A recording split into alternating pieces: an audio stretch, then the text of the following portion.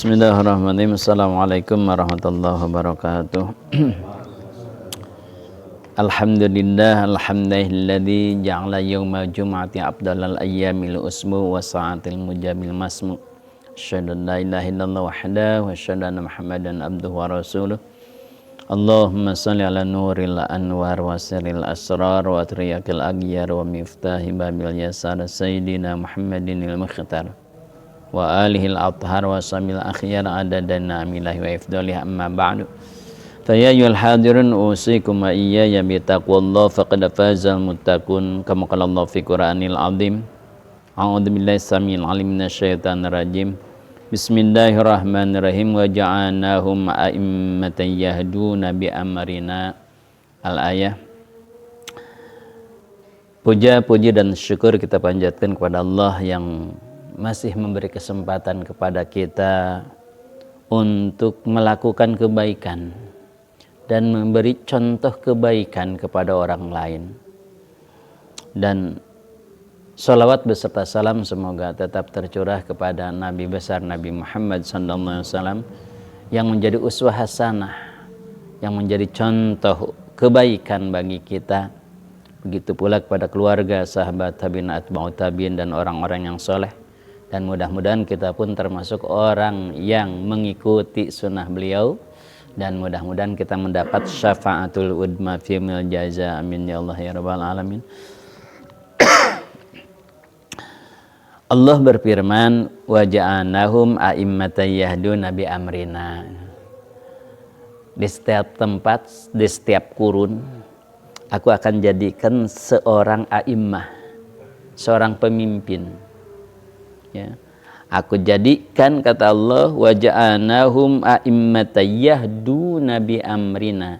Yahduna yang membawa hidayah, yang membawa petunjuk bi amrina kepada urusan-urusanku, kata Allah. Jadi Allah akan memberikan dimanapun, kapanpun pasti ada pemimpin. Nah, pemimpin ada dua ya. Ada pemimpin agama, ada pemimpin negara, wilayah gitu ya. Memilih pemimpin itu wajib kifayah tuh. Fardu kifayah. Kalau semuanya golput itu dosa tuh. Kalau di satu tempat nggak ada pemimpin itu dosa semuanya. Jadi ada pemimpin itu wajib tuh. Nah, jadi yang golput dosa. Enggak. Telat. Memimpin, bagaimana kan tidak ada pilihan. Nah, kita cari kalau misalkan tidak ada pilihan, mana yang terbaik dari yang ada gitu. Jangan golput. Tapi mana yang terbaik? Pasti ada yang terbaik dari yang ada gitu ya. Terbaik nih. Ada menurut saya mah tidak baik, dah saya aja yang baik mah. Gitu. Gawat gitu, sombong. Nah, termasuk imam di sini yang dimaksud adalah imam pemimpin agama. Makanya tidak ada gini. Jadi bodoh itu ada bodoh ma'dur, ada bodoh ma'dur, bodoh yang dimaafkan oleh agama, ada bodoh yang ghair ma'dur, yang tidak dimaafkan.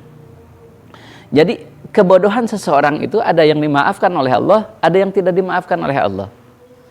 Siapa yang dimaafkan? Ketika di daerah tersebut belum tersentuh dengan dakwah, belum ada yahduna, belum waja'nahum a'immah, belum ada imam, belum ada yang yahduna bi amrina, yang belum ada menunjukkan kepada hidayahku, kepada petunjukku. Nah, itu enggak dosa tuh bodohnya. Nah, kalau sudah ada di suatu tempat tersebut, dakwah sudah ada, kemudian dia tidak benar ibadahnya. Nah, karena bodoh, karena tidak tahu. Nah, ketidaktahuan tersebut tidak dimaafkan oleh Allah. Contoh misalkan di sini, dan dimanapun pasti ada Allah bakal mutus satu a'immah untuk menunjukkan, gitu. Baik dari orang setempat atau dari luar. Intinya pasti ada yang yahduna bi amri. Aku jadikan a'immah imam yahduna bi amrina, yang menunjukkan hidayahku. Itu. Nah, bagaimana sekarang di kita nih, kita ini ada pengajian. Kemudian, maaf, di daerah sini tuh nggak suka ngaji, misalkan ada seseorang nggak suka ngaji, kemudian salah dalam ibadahnya. Nah, itu tidak dimaafkan oleh Allah. Kenapa? Karena ada imam yang menunjukkan terhadap hidayah tersebut. Gitu. Jadi kalau misalkan di satu tempat ada imam, itu nggak disebut ma'dur, nggak disebut bodohnya bodoh yang dimaafkan, nggak bisa. Dan kata ulama sekarang itu nggak mungkin ada yang bodoh ma'dur. Primitif lagi pastilah. Sekarang mah medsos mah sudah ada lah gitu. Kan di medsos bisa, di YouTube, ya apalah sekarang gitu ya. Bisa mencari gitu ilmu. Beling-beling nauge itu setelah tempatnya daerah beling. Tetap aja pasti ada yang masuk gitu. Nah, oleh sebab itu kata Allah, walladzina yakunna rabbana hablana min azwajina wa dzurriyyatina qurrata a'yun. Kalau kita misalkan berdoa ya, walladzina rabbana hablana, ya Allah berilah kami min azwajina, istri-istri kami, wa dzurriyyatina, keturunan kami, qurrata a'yun, yang naon panyilekan mata teh bahasa Indonesia. Artinya soleh, baik, gitu. Nah, itu sama dengan menunjukkan seseorang atau mengajak kepada seseorang untuk berbuat baik gitu. Itu sama dengan dakwah itu. Jadi ketika kita misalkan berdoa untuk istri kita, anak kita, keturunan kita, itu sama dengan dakwah itu. Jadi mengajak kebaikan gitu. Jadi barang siapa menunjukkan kebaikan, maka dia akan diberikan oleh Allah pahala yang sama gitu ya. Maka inda Rasulullah sallallahu alaihi wasallam faja'ahu qaumun, ketika sahabat duduk dengan Nabi, faja'ahum qaumun, maka datanglah sebagian kaum gitu. Sebagian kaum datang kepada Nabi gitu. Pas datangnya, kata Nabi, panjang hadisnya bla bla bla bla bla, kemudian nanya. Intinya gini pertanyaannya, ya Rasul, bagaimana kalau ada seseorang yang melakukan kejahatan atau kejelekan kemudian diikuti oleh orang lain, atau sebaliknya, barang siapa yang melakukan kebaikan kemudian diikuti oleh orang lain, bagaimana ya Rasul? Pakola maka menjawab siapa Rasulullah SAW, man sanna. Dari sini man sanna ini sama dengan dakwah, sama dengan mengajak kebaikan kepada orang lain. Kayak tadi ini aimah, man sanna, barang siapa melakukan. Ini sana itu melakukan. Jadi artinya sunnah itu sebetulnya perjalanan, melakukan. Jadi sunnah Nabi, perjalanan yang dilakukan oleh Nabi, begitu maksudnya. Jadi sunnah. Makanya kita harus bisa membedakan antara sunnah dengan hadis. Sunnah dengan hadis itu, kalau sunnah itu sudah perjalanan yang dijadikan syariat, itu sunnah. Tapi hadis belum tentu dijadikan syariat. Gitu. Contoh, Nabi suka makan kurma. Itu kira-kira itu hadis atau sunnah tuh? Hadis. Kenapa sunnah? Kalau misalkan, kalau kita misalkan itu disebut sunnah, oke lah, kita coba analisa. Ketika kita misalkan menyebutkan sunnah, kalau kita tidak senang kurma, berarti kita ahli bid'ah. Kan kebalikannya ahli sunnah berarti ahli bid'ah. Kalau tidak ahli bid'ah berarti ahli sunnah. Misal Nabi suka puasa Senin Kemis, kita tidak suka, berarti kita ahli bid'ah namanya. Karena itu sunnah itu namanya. Nabi ahli tahajud, kita enggak tahajud, itu ahli bid'ah namanya. Gitu. Nah, kalau misalkan Nabi makan kurma dianggap sunnah, gimana kalau kita enggak makan sunnah, enggak suka kurma? berarti ahli bid'ah dong. Makanya di situ hadis memang Rasul senang. Gitu. Sama. Oke, coba. Kalau Nabi dalam hadis tuh suka pakai gamis dan memang pakai gamis. Itu kira-kira Nabi pakai gamis itu sunnah atau hadis sih? Sunnah. Berarti kalau pakai gini itu bid'ah ya.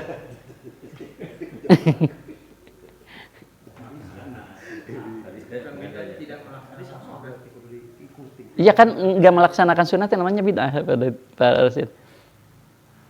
Tidak suka sunnah itu kan kebalikannya bid'ah. Bid'ah dan sunnah itu kebalikannya. Kan bid'ah membuat suatu perkara baru kan? Meninggalkan atau membuat itu meninggalkan atau melaksanakan sesuatu yang baru. Misalkan Nabi kan tadi pakai gamis, kita baru kan nggak pakai gamis, itu baru namanya. Ya. Jadi yang disebut mengadakan itu bukan hanya mengadakan atau mentiadakan gitu. Oke lah. Gini, logikanya gini. Ketika Nabi pakai gamis, kita nggak pakai berarti ngada-ngada kan? Sama, itu mengadakan yang baru. Gitu maksudnya. Ini belum ada hasanah dan dalalah belum. Ini ya, yang saya tangkap. Kalau kita tidak melaksanakan sesuatu, itu bukan berarti kita membuat sesuatu yang baru. Artinya gini, kan ada orang yang tidak melaksanakan sesuatu yang dilakukan Nabi itu mungkin karena ukuran kemampuan, kondisi, keadaan, maka otomatis kan tadi, iya betul Pak Rasid. Kan tadi kata saya apa? Yang tidak senang, yang tidak suka hadis, tidak suka sunnah. Kalau tidak mampu mah bukan tidak suka kan? Kan gitu lihat, man sanna an-nikah sunnati. Oke? Nikah itu salah satu sunnahku. Paman rogiba, lihat di sini. Paman rogiba, barang siapa yang tidak suka an sunnati terhadap sunnahku, palaisa mini, bukan golonganku. Itu. nikah. Itu bukan nikah. Kan sebagian dari sunnah itu adalah nikah gitu. Redaksinya lihat. An-nikah sunnati. Nikah itu adalah sunnahku. Artinya perjalananku. Paman rogiba an sunnati. Di situ nggak disebutkan nikah. Paman rogiba an sunnati, barang siapa yang tidak suka terhadap sunnahku, palaisa minni, bukan golonganku, gitu maksudnya. Kalau gini Ustaz, Mm-hmm. ini ada sunnah Nabi, kalau hukum Nabi tadi, Mm-hmm. dia tidak suka dengan ini, jadi dia mengingkari tadi, Yeah. mengingkari. Tapi kalau bid'ahnya dia bikin sesuatu yang baru untuk menandingi ini gitu, begitu kan? Jadi kalau misalkan ada hukum atau sunnah Nabi, orang itu tidak senang pada ini atau mengingkar, mengingkar kan, mengingkari, kafir aja itu istilahnya mah kalau itu jadi kafir atau kufur. Tapi kalau bid'ah itu kan dia bikin sesuatu yang baru, yang istilahnya menggantikan ini atau menandingi ini gitu. Sebetulnya bid'ah itu nggak ada waktu zaman Nabi, itu bahasa bid'ah itu. Bid'ah itu definisinya oleh ulama. Jadi Nabi itu nggak ada istilah bid'ah. Hanya paman rogibaan sunati. Ada juga gini. Ada juga barang siapa yang muhdasin, yang membuat baru. Muhdasin itu kan yang dianggap oleh kita itu bid'ah, kata-kata kita itu. Dalam hadisnya apa? Muhdasin. Baru hadis itu artinya baru. Barang siapa yang baru, tidak ada dalam akunya, itu berarti baru tuh. Nah, itu disebut bid'ah. Kata bid'ah itu sebetulnya sekarang. Istilah bid'ah itu sebetulnya setelah para ulama. Gitu. Makanya para ulama beda-beda di sini, sengit sekali. Sengit sekali perdebatan tentang barang siapa yang meninggalkan sunnah, apakah dia ahli bid'ah atau tidak. Maka perdebatan dari dulu pun itu sengit sekali para ulama. Ada yang menyebutkan tidak. Kenapa? Karena dia tetap aja cinta terhadap sunnahnya, tetapi dia tidak mampu atau malas. Kalau malas itu tidak disebut, sebagian ulama tidak disebut ahli bid'ah. Tetapi sebagian ulama menyebutkan makanya malas juga berarti tidak suka. Kalau tidak suka tadi paman rogiba itu kan tidak suka artinya. Benci, tidak suka. Sama aja kan? Benci atau tidak suka. Maka palisa minni. Nah, ada dua pendapat yang keras dari dulu pun seperti itu. Jadi ada dua pendapatnya, ada yang menyebutkan kalau ini mah bukan benci, enggak, tapi males weh. Nah, maka kalau males tersebut sama seperti gini. Ada dua pendapat, barang siapa yang meninggalkan sholat wajib sengaja, itu ada yang menyebutkan kufur, ada yang menyebutkan tidak kufur. Yang menyebutkan kufur itu kan jelas hadisnya. Barang siapa yang meninggalkan. Tapi ada yang menyebutkan tidak kufur. Kenapa? Karena dia tidak mengingkari kewajiban sholat, tetapi males weh. Nah, sebagian ulama yang menyebutkan males mah enggak kufur. Itu tetap aja dia tetap muslim, hanya dosanya kemalasannya itu. Jadi beda. Dari dulu pun pasti ada perbedaan paham itu. Gak jadi masalah kalau perbedaan, hanya kalau kita ambil yang paling apik gitu. Tapi enaknya dalam hadis gini, ketika aku mendatangkan suatu amalan, maka silahkan ambil fa'tu bihi manistata'tum. Ambil olehmu mana yang kalian mampu atau sekemampuanmu. Nah, berarti kalau lihat hadis itu ada celah kita tidak disebut ahli bidah asal dengan syarat di dalam hatinya tidak menyepelekan gitu. Kalau sudah menyepelekan sunnah itu bahaya. Jadi gini, hadis itu kan ada hadis menjadi sunnah, ada hadis hana jibilah namanya. Jibilah itu apa? Kesenangan Rasul. Rasul senang kurma. Bukan berarti umatnya harus semuanya senang kurma. Kan belum tentu sama. Nah, itu namanya jibilah. Rasul pakai gamis. Kita misalkan senang pakai gamis, bagus. Tidak pun nggak apa-apa. Kenapa? Karena wajibnya itu menutup auratnya, bukan gamisnya. Gitu. Ya. Jadi kalau gitu pakai gamis nggak jadi pahala, kata siapa? Kan jelas Rasul menyebutkan man ahabba birajulin fahuwa minhu. Barang siapa yang cinta terhadap seseorang, maka dia akan digolongkan dengan orang tersebut. Kalau kita niatnya cinta terhadap Nabi, itu bisa dapat pahala. Seperti tadi, Nabi senang kurma, saya mau contoh Nabi, itu cinta kepada Nabi jadi pahala tuh. Jadi tergantung niat. Jadi sunnah itu. Kenapa? Jadi pahala. Kenapa? Karena cintanya kepada Nabi. Itu jibilah namanya. Ya, jenggot itu kan intinya kata Nabi untuk membedakan dengan Nasrani dan Yahudi.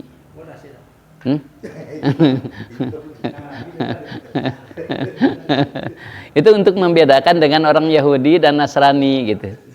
Ya, itu untuk membedakan. Saking Nabi itu jangan sama dengan orang Yahudi dan Nasrani. Itu sebetulnya aslinya gini. Kan contoh Nabi itu melarang pakaiannya sarung melebihi mata kaki. Kemudian itu kan dianggapnya sombong tuh. Kaget Abu Bakar teh, ya Rasul, kan aku biasa apalagi subuh suka kalau waktu dingin tuh suka ke bawah. Kata Nabi, itu beda kamu itu bukan niat sombong kamu itu karena dingin. Berarti tetap aja walaupun kata dasarnya nggak ada itu kan, tetapi penjelasannya. Jadi bukan menutup mata kakinya sebetulnya, yang intinya apanya? Sombongnya. Sanajan celana nasaknya diporosotkeun, kan tentu lewat ya. Tetap aja karena sombongnya dosa, nah sombong. Kan sekainu diporosot-porosot gini ketingali gitu. Nah, maaf, contoh misalkan kan kalau yang nikah tuh si pokoknya terutama perempuan tuh semakin panjang, semakin ngagebay, semakin keren gitu kan. Nah, itu apa? Kesombongan itu. Nah, itu kesombongan itulah yang jadi masalahnya. Dua, selain kesombongan apa yang dikhawatirkannya itu israfnya, berlebihannya. Nah, gitu ya.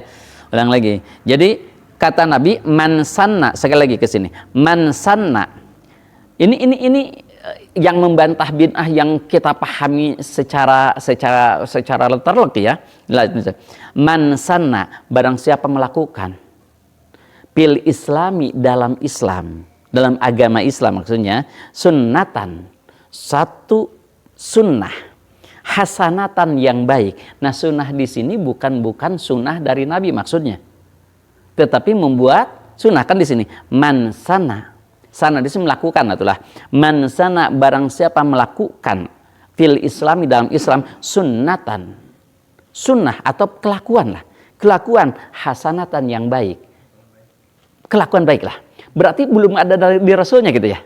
Ya, palahu ajruha, maka dia akan mendapatkan pahala dari kebaikan tersebut, wa ajru man amila biha, dan pahala orang yang mengikutinya.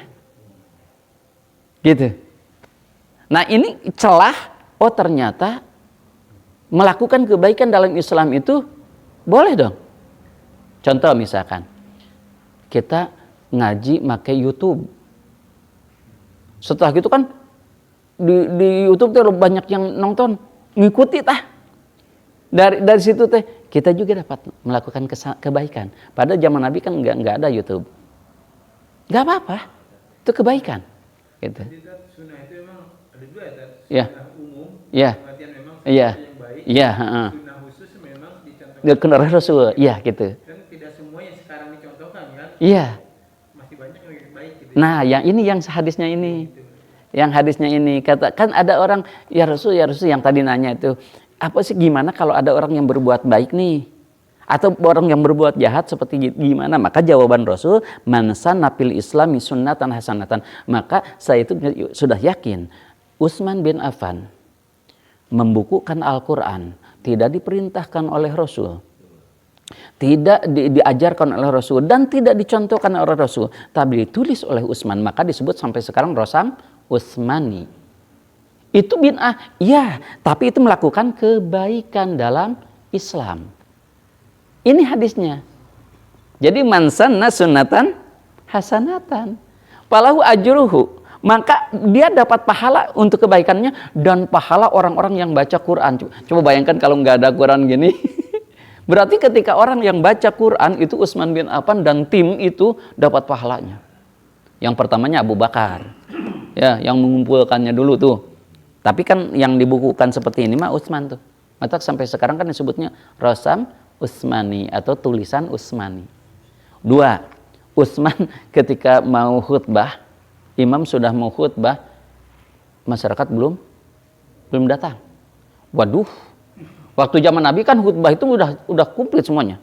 Karena waktu zaman Utsman sudah maju tuh dunia teh. Jadi banyak yang lalai. Jadi pas mau khutbah, ini baca rencang. Kata Utsman, coba Utsman ini bid'ah. Enggak gitu, tapi ini kebaikan. Adan. Setelah adan kan nunggu tuh. Purul ungus adan timur dulu.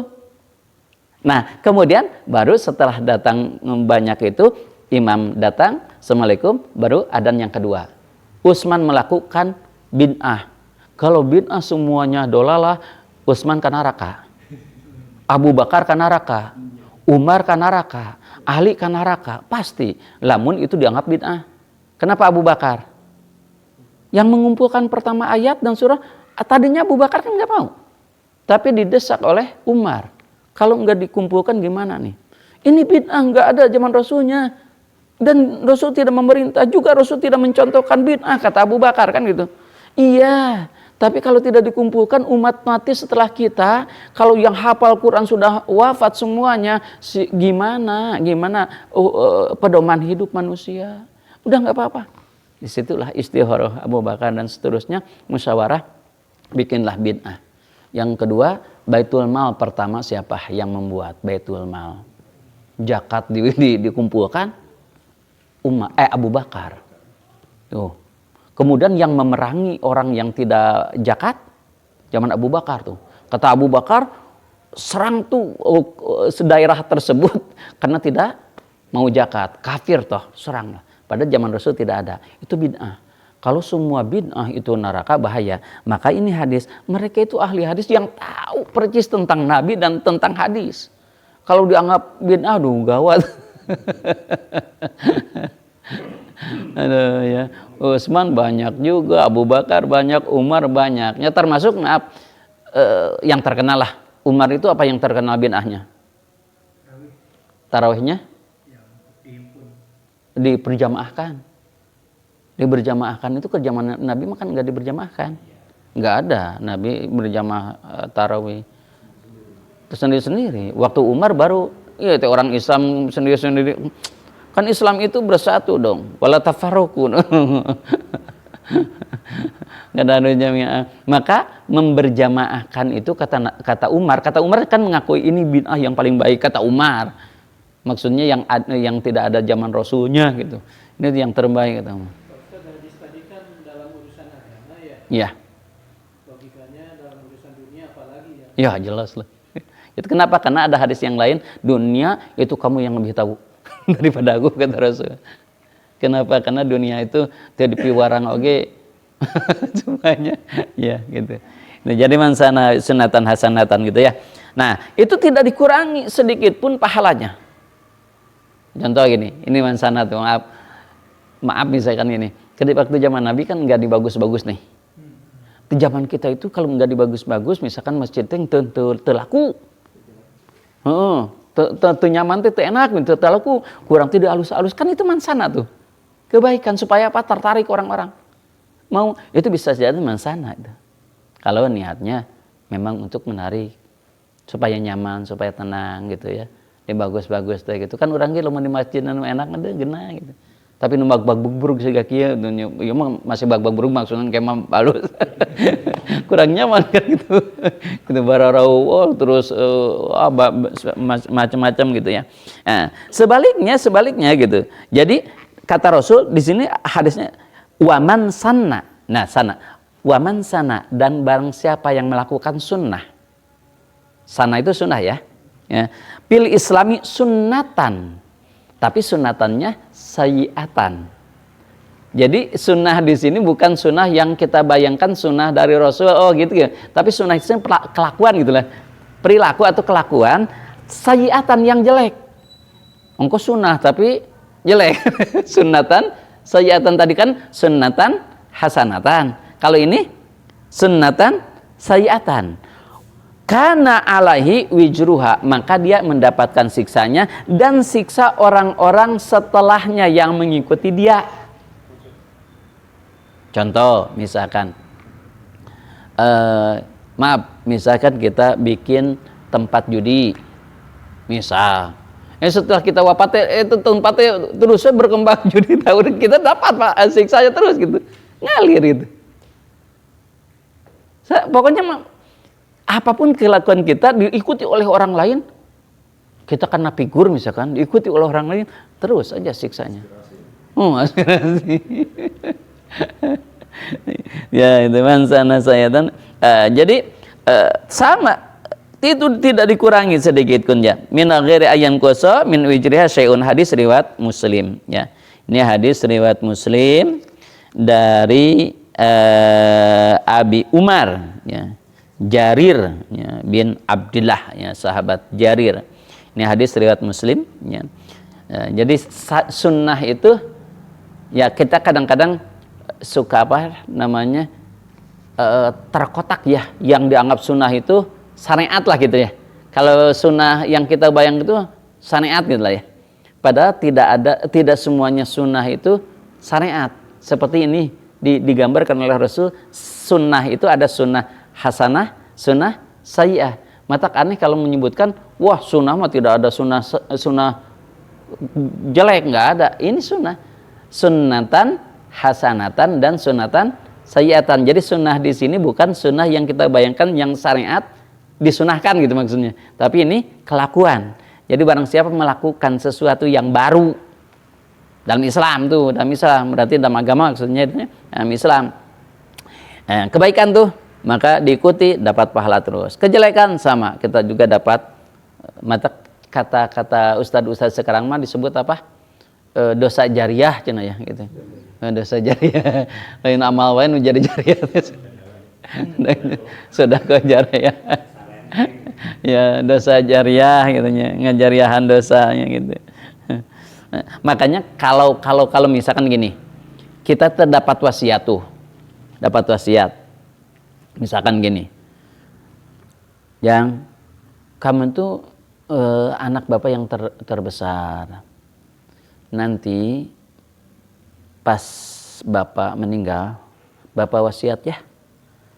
Nanti rumah itu untuk si bungsu, ini untuk ini, untuk ini, untuk ini. Pas setelah wafat dihitung-hitung teh beda. Ini sekian, enggak sesuai waris maksudnya itu. Itu kan wasiat tuh. Kalau kita sayang kepada orang tua, itu sunnah sayyi'ah, itu namanya sunnatan sayyi'atan. Itu nyuruh kelakuan yang sayyi'ah, yang jelek, jangan diikuti. Kalau diikuti justru jadi dosa ke orang tuanya. Tetap aja kita sesuai dengan syariat waris, hukum waris gitu. Ada ini dulu. Karena dia itu seneng pisan gapleh. Seneng pisan. Kemudian pas wafatnya itu sekarunya ya cenah anu garapleh teh wengi-wengi teh nggak punya tempat, nanti bapak teh pangnyeunkeun keur gapleh gitu. Nah, sama anaknya jangan diikuti. Karena itu sunnatan sayyi'atan. Justru tidak diikutinya itu justru jadi pahala. Bukan dosa. Wah itu kok amanah gak dilaksanakan, amanahnya jelek. Jangan. Misalkan gini, Jang, Bapak amanah ya.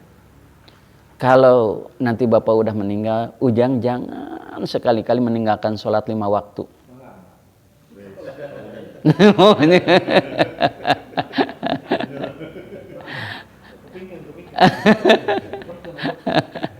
Nah, sebetulnya kalau wasiat itu bukan tidak boleh yang wajib, betul wajib atau diwasiatkan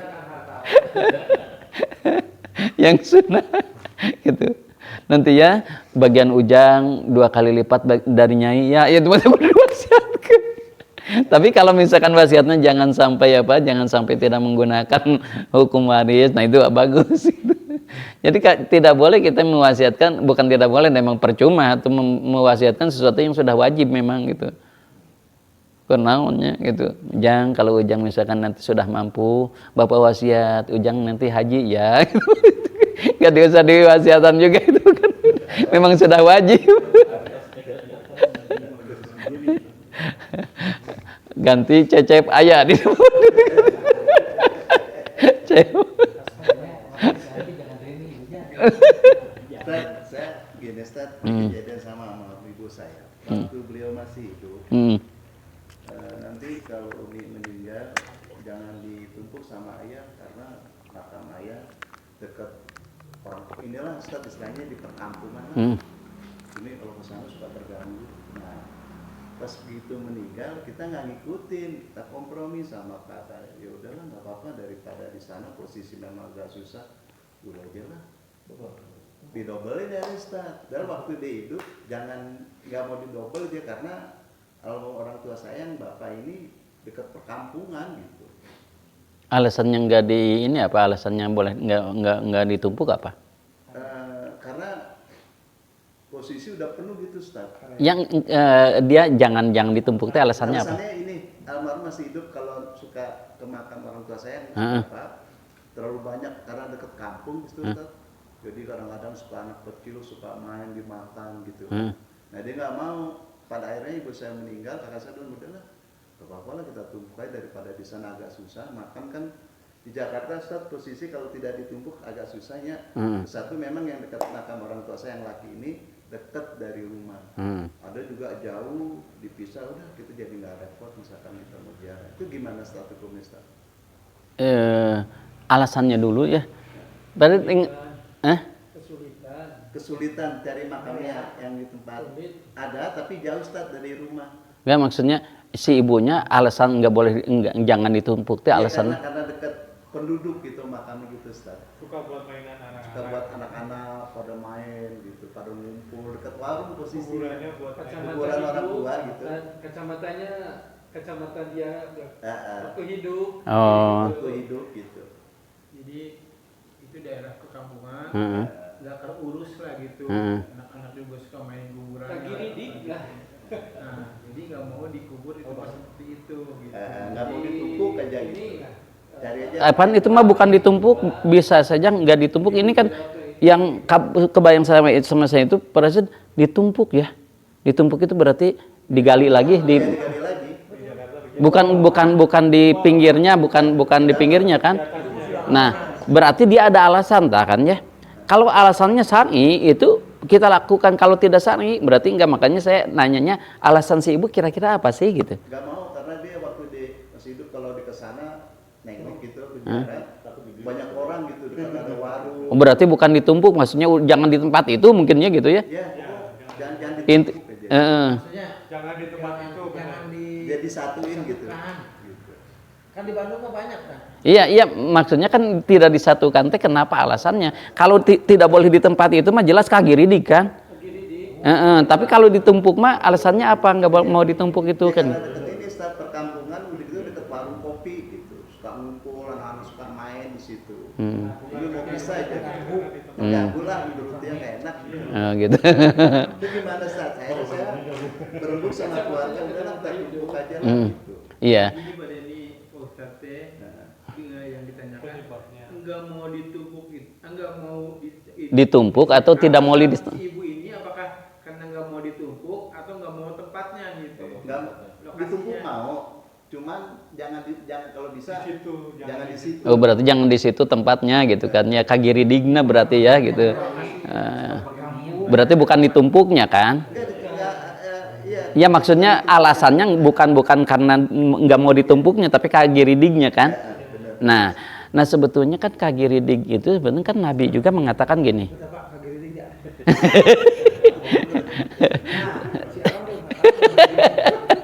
Kelalu lalang gitu.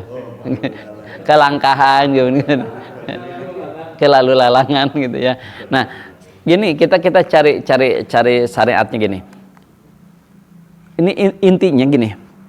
Kata Nabi gini, ya Allah, janganlah aku menjadi beban bagi orang yang hidup.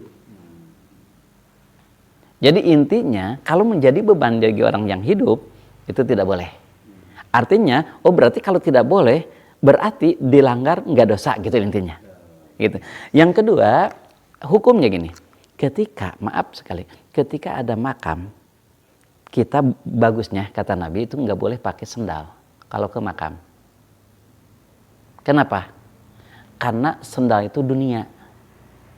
Orang yang sudah meninggal benci terhadap dunia. Karena Allah sangat membenci terhadap dunia. Sehingga bagusnya kata Nabi jangan pakai sendal kalau ke makam. Nah kagiridig ini dia itu merasa apa? Linu gitu. Mungkin karena ilmu di situ mungkin. Sendal sepatu itu kan perkara dunia.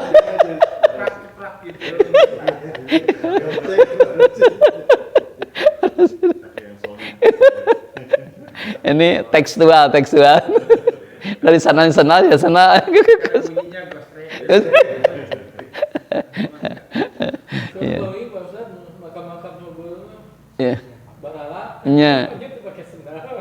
Ya. Nah, tapi kan itu gini. Kalau di Arab kan jarang lebih dari 5 tahun makam tuh. Digali lagi kan, dibarukan lagi kan. Udah ini baru lagi, ditumpukan itu namanya. Itu boleh enggak apa untuk ditumpuk. Ini saya itu ingat ya. Kemarin kan? Nah, itu kayak Imam Syekh Nawawi. Syekh Nawawi waktu digali itu masih utuh, maka dia enggak yang lain aja. Gitu. Pindah lagi. Kenapa? Karena Allah juga memuliakan, tanah juga memuliakan, maka kita muliakan lagi. Nah itu diganti lagi, pindah lagi, itu tutup lagi. Itu dimuliakan oleh Allah. Orang itu pasti hebat, pasti ada kelebihannya dalam ibadahnya. Makanya kenapa suka ada cerita kan pas digali itu masih utuh. Memang seperti itu digali lagi kan gitu, diganti. Itu boleh. Saya itu kemarin hari Rabu ya, setelah nyolok langsung ke Cianjur, saya jarah ke ibu. Itu lah sama dengan masjid inilah luasnya segini. Dari saya masih kecil tidak diperbanyak itu si makam itu hanya segitu. Padahal lemburnya luas berapa RW. Hanya segitu karena kiainya juga gini, yang udah 5 tahun ganti. 5 tahun ganti. Nah di situ saya pernah lihat memang masih utuh. Udah beberapa tahun ditutup lagi. Kalau misalkan ada tulang belulang, saya lihat dari mama itu, dari kiai itu dikumpulkan, disingkirkan aja sebelah, dipinggirkan. Nggak apa-apa, itu kan hanya fisik ya. Nah, kemudian dikuburkan yang baru. Kalau yang utuh biasanya dia gali lagi, itu masih utuh. Gitu. Nah, makanya kenapa saya itu pernah melihat, karena saya itu dekat dengan pesantrennya, itu hanya satu rumah gitu dengan pesantren itu. Jadi si mama itu ketika gali suka lihat, pernah lihat aneh sekali di makam itu ada ular-ular di dalamnya, ganti lagi ular lagi, ganti lagi sampai 3 kali ngagali baru ular orai. Kan aneh, masa di dalam udah sekian itu ular keluar. Gantinya sampai 3 kali. Nah disitulah suka ada cerita-cerita itu, kenapa suka digali lagi yang sudah kan gitu. Nah, ya jadi boleh, nggak apa-apa digali lagi yang baru, ditumpuk lagi, nggak masalah sih sebetulnya gitu. Hanya kalau misalkan tadi takutnya ke giridig, mungkin linunya itu nggak maunya itu. Ya kalau kita mampu ya nggak apa-apa, kalau nggak susah, kalau susah udahlah di situ nggak apa-apa. Nah itu mubah saja sih, boleh saja. Mau sesuai dengan keinginan ibu atau tidak juga nggak apa-apa, karena itu tidak dosa gitu, nggak apa-apa gitu ya. Itu. Jangan jadi beban gitu. Ya gitu, jangan membebani yang hidup. Sejarah juga saat saya punya nyai, jadi nenek saya punya ibu, waktu dia meninggal, dia dicerita orang dulu mah nyai mesen kalau nyai meninggal nggak ada mobil, sakit, akhirnya dilaksanain karena kebenaran rumah wujud saya dekat dari makam, kurang lebih 11 kilo lah. Enggak pakai mobil. Nggak mau pakai mobil, jadi kalau meninggal jangan dibawa pakai mobil, bokong nanti. Jadi kabayangnya ke hidup. ya itu enggak kalau diikuti ya bagus, nggak apa-apa. Dan itu enggak dosa kalau diikuti kan. Kalau enggak pun ya enggak jadi masalah kan. Misal kalau jauh misalkan jalan kan kasihan juga yang. Masuk wasiat nggak? Kenapa? Enggak. Permintaan itu masuk wasiat? Enggak. Ya wasiat, tapi itu diperbolehkan, dilakukan perbolehkan, tidak pun enggak apa-apa. Misalkan susah, misalkan yang jauh, misalkan di sini harus pakai mobil, kan kalau jalan kasihan juga. Oh, gue jalan gitu.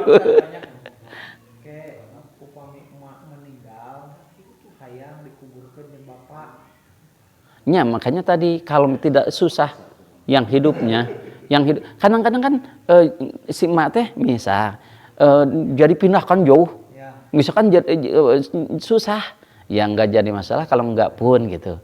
Tapi kalau misalkan saya ini mau untuk kesenangan ibunya, untuk taat ke ibu, ya itu bagus aja, nggak apa-apa. Gitu ya. Larang nikah lagi itu wasiat bukan? Nah, itu wasiat, hanya wasiatnya yang tadi man sanna sunnatan sayyi'atan.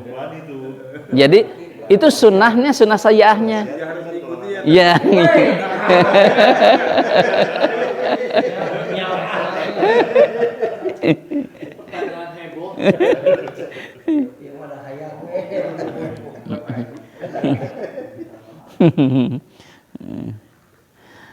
Masyaallah. Jadi wad'u ila rabbik, maka ajaklah menuju kepada Rabbmu. Kalau kita misalkan ini sunnah, ini kebaikan, ya gitu. Boleh ya, tapi kalau tidak kebaikan jangan. Jadi ud'u ila sabili rabbika bil hikmah. Gimana caranya ketika kita mengajak untuk ke jalan Allah? Satu, bil hikmah. Hikmah itu bijaksana ya, satu. Apalagi hikmah itu ada hikmahnya. Segala sesuatu ada hikmahnya. Apa hikmah itu? Ya boleh lah, hikmah itu bijaksana. Ya selain makna bijaksana apa? Segala sesuatu ada hikmahnya, gitu kan? Ya guna, itu manfaat gitu ya. Contoh gini, ini hikmah misalkan anak coret-coret, nah jangan nggak boleh coret di sana. Kenapa? Itu kan nggak coret-coret di situ, coret-coretnya di buku. Kenapa? Ini bukan untuk coret-coret, kelihatannya nggak bagus. Nah itu bil hikmah tuh. Jadi manfaatnya, tahu si anak tuh ini bukan untuk ini, tapi itu namanya adil, keadilan. Itu bil hikmah. Ya. Yang kedua wal mau'idah hasanah. Nah jadi dakwah yang paling bagus itu dengan mau'idah hasanah. Contoh yang baik. Bukan dengan mulut, tapi dengan dengan perilaku gitu. Jangan katanya seperti apa? Seperti ilmu ojek, ajug cenah. Ai ajug teh naonnya? Ajug kolot baheulanya ilmuna ilmu ajug cenah. Heeh. Ai ajug teh ai kabatur ngomong tajuk gitu. Ajug teh ai kabatur miwarang gitu. Nyuruh ari manehna henteu gitu. Itu ajug. Nah, aya kan ajug, aya ajeg. Lamun ajeg mah istiqomah, ajug. Tah lampu ajug.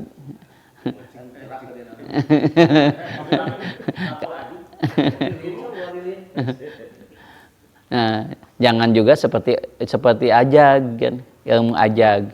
Ai ajag mah kabatur teh ngomong we kete gitu, ngomong nyalahkeun bin A tapi manehna teh ngalakukeun naon. Ngajag anjing ajag. Ngababaung we di sana.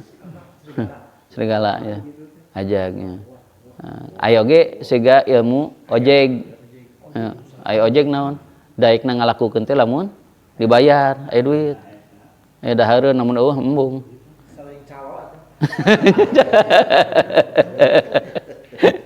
Mata kedua nu ajeg ilmu itu ilmu ajeg ya. Kumaha ge ada orang tidak ada orang ajeg gitu. Ajeg istiqomah. Ujug. Ujugnya. Nah, wal mau'idah hasanahnya. Maka wa ta'awanu 'alal birri wa taqwa di sini. Wa ta'awanu 'alal birri wa taqwa. Saling tolong-menolong dalam kebaikan. Misalkan tadi kan si orang tua teh wasiat. Tapi wasiatnya kan dosa. Berarti kita tidak menolong kebaikan. Tapi kan seharusnya kan wa ta'awanu 'alal birri wa taqwa wala ta'awanu 'alal ismi wal udwan. Itu ayatnya. Dan janganlah kamu menolong kalau perbuatan itu dosa. Itu perbuatan dosa jangan diikuti. Ini wasiat, jangan wasiat gitu. Ya. Kenapa? Karena tadi wala ta'awanu 'alal ismi wal udwan atau dalam permusuhan. Wasiatnya kaman ulah deket yang si eta mau tersep kan itu permusuhan tuh, jangan diikuti wasiat oge gitu. Nah, itu jadi wasiat itu yang baiknya wa ta'awanu 'alal ismi wal udwan. Nah, wal udwan wa ta'awanu 'alal ismi wa ta'awanu 'alal birri. Bir itu kebaikan ya, wa taqwa dan tentang ketakwaan gitu nya. Mandalla, gimana kalau mandalla ala khairin falahu mislu ajri fa'ilihi. Barang siapanya ini mungkin yang barang siapa yang menunjukkan kebaikan, maka dia akan memperoleh kebaikan tersebut seperti yang melakukannya. Gitu. Pak, maaf, tempat wudu di sebelah mana? Itu sebelah sana. Wudu weh. Dia wudu sholat, dapat pahala, kita juga menunjukkan kebaikan. Macak tutunjuk ke tuluy. Coba teh, ayo itu beresan. Gitu. Beresan itu. Nah, itu sampah ambil, menunjukkan kebaikan, mencontohkan kan, bukan mencontohkan, memberikan pelajaran ke anak gitu. Itu dapat pahala. Jadi menunjukkan aja itu dapat pahala. Gitu. Walaupun kita, makanya wajar kata ulama, sok kita tunjukkan kepada orang lain, karena belum tentu kita bisa melaksanakan. Mungkin yang ditunjukkan bisa melaksanakan. Kita belum bisa misalkan, tapi yang ditunjukkan oleh kita bisa melaksanakan. Mungkin saja tuh, gitu. Makanya tunjukkan. Hanya ulah siga tadi itu ya, besoknya nunjuk ke batar serangan. Gawat itu nya. Nya gitu nya. Ketunjukannya. Itu paling itu iman mah itu tunjuk kayak nu gawe batur gitu.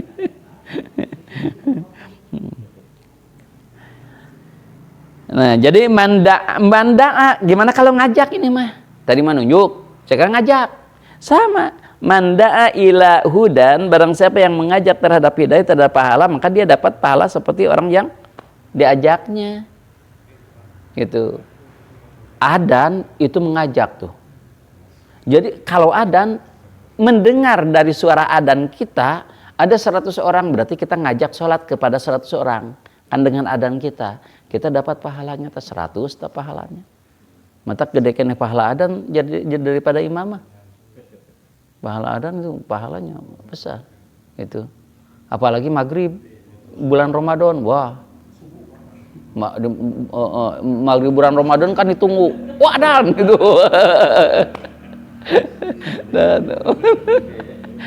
Pahalanya besar lah. Kenapa ditunggu-tunggu? Bahagia. Kan kata Rasul apa? Ini idkhadus surur teh sedekah. Membuat orang lain bahagia itu sedekah. Itu adzan maghrib itu membuat orang lain bahagia. Pahalanya sedekahnya. Begitu. Saya marek membuat bunga setengah genap geus adzan anu kitu anu gelo. Sunatan sayatan itu mah gitu nya. Kalakuan anu goreng enggak gitu mah gitu. Sesat. Nah, hati-hati ya kalau adzan maghrib di terutama di bulan Ramadan ya, maghrib itu harus hati-hati. Hati-hati sekali. Misalkan 2 menit lagi, beres adzan juga. Udah waktunya. Misalkan 2 menit lagi mau adzan, kita udah mulai adzan. Itu bisa bahaya. Kenapa?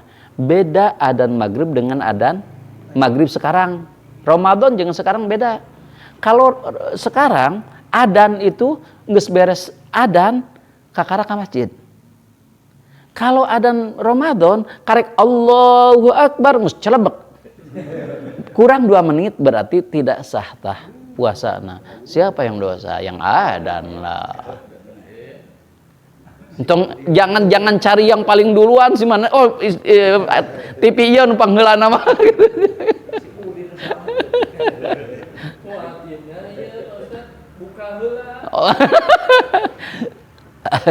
Maden buka heula nya gitu.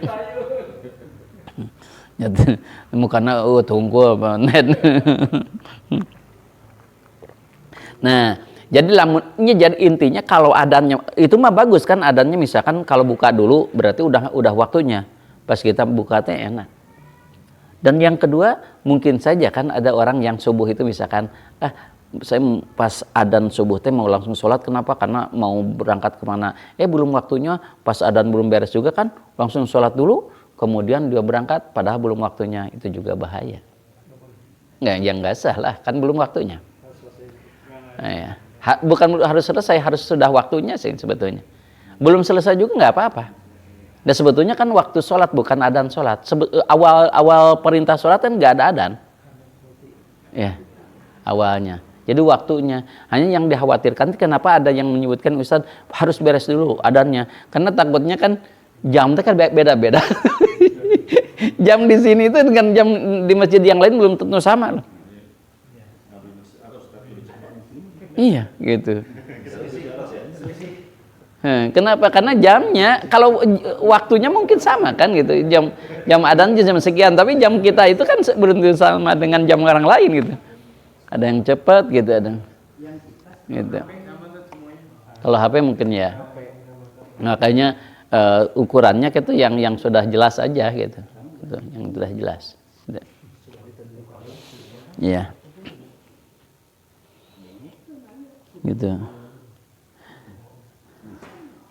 Jadi wa ta'awanu 'alal birri wat taqwa wa la ta'anu wal asri innal insana lafi khusrin. Ya masyaallah. Orang itu dalam keadaan semuanya ya. Di sini wal asri demi waktu. Ada yang menyebutkan waktu asar atau di sini ada juga yang menyebutkan asri itu waktu aja. Wal asri demi waktu. Kenapa Allah itu menyebutkan dengan waktu? Karena waktu itu ini kata Imam Ghazali, waktu itu tidak bisa diulang. Jadi enggak gini. Allah, kalemlah, enggak puasa juga tadi, enggak ada kemis nanti berikutnya. Yang enggak bisa gitu, kemis tadi ya dihisab. Kemis nanti ya beda lagi lah. Ya kalau kita misalnya, lah sunah mah isukan gak aya deh. Beda, sekarang enggak sunah ya, beda amalannya gitu. Enggak bisa disebutkan kayak ge aya deui moal. Lah ngaji mah kayak ge aya deui, enggak bisa gitu. Nya ini dihisab gitu. Jadi waktu itu udah lewat ya udah. Gak bisa lagi gitu. Makanya kenapa waktu itu sangat penting dalam agama itu. Nah, sangat penting gitu. Waktu itu. Maka diingatkan oleh Allah, wal asri demi waktu, innal insana, sesungguhnya manusia semuanya lafi khusrin akan rugi. Semuanya rugi. Kecuali, namanya kecuali kan sedikitnya. Pasti. Yang enggak rugi itu hanya sedikit gitu lah. Illa, kecuali orang-orang yang enggak rugi itu ya. Illalladzina amanu, kecuali orang-orang yang beriman.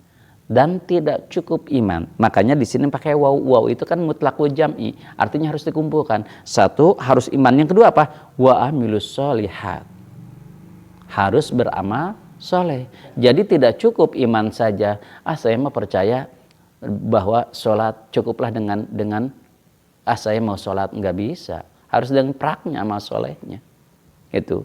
Dan ditambah lagi watawasaw bil haqqi. Kalau orang yang tidak suka untuk memberikan nasihat kepada kebaikan atau mengajak kebaikan, itu pun pasti akan rugi. Maka di sini selain kita iman, yang kedua tambah dengan amal soleh dan tambah dengan nasihat dalam hak, watawasaw bis sabri, dan saling menasihati dengan kesabaran. Jadi kalau kita tidak ada nasihat, tidak pernah menasehati atau dinasehati, itu pasti termasuk orang yang rugi. Nah, jadi bukan pilihan, bukan iman atau amal soleh atau suka nasihat, enggak, tapi harus semuanya ada. Kalau salah satunya tidak ada, ya rugi. Wawunya wa atap. Wa atap itu kan maknanya mutlaq jam'i, artinya harus dikumpulkan semuanya. Harus ada semuanya gitu. Awam betul atau gitu. Nah ini mah dan gitu. Dan ini dan ini dan ini. Jadi harus ya, dan itu. Ya. Jadi semua itu rugi kecuali orang yang iman, ya. Iman, beramal soleh, kemudian saling menasihati dalam hak dan kesabaran. Nah ini yang sulit memang dalam sabar. Sabar itu Masya Allah ya Karim. Kenapa harus saling menasihati dalam sabar? Karena orang yang sedang kena musibah itu sulit mengontrol emosi. Makanya harus diberi nasihat oleh orang yang tidak terkena musibah. Karena orang yang tidak terkena musibah stabil emosinya. Maka itulah harus ada saling menasihati di situ. Kalau orang yang sedang emosi itu mah ngejelnya gitu. Wallahu a'lam bishawab. Subhanakallahumma wa bihamdika asyhadu an la ilaha illa anta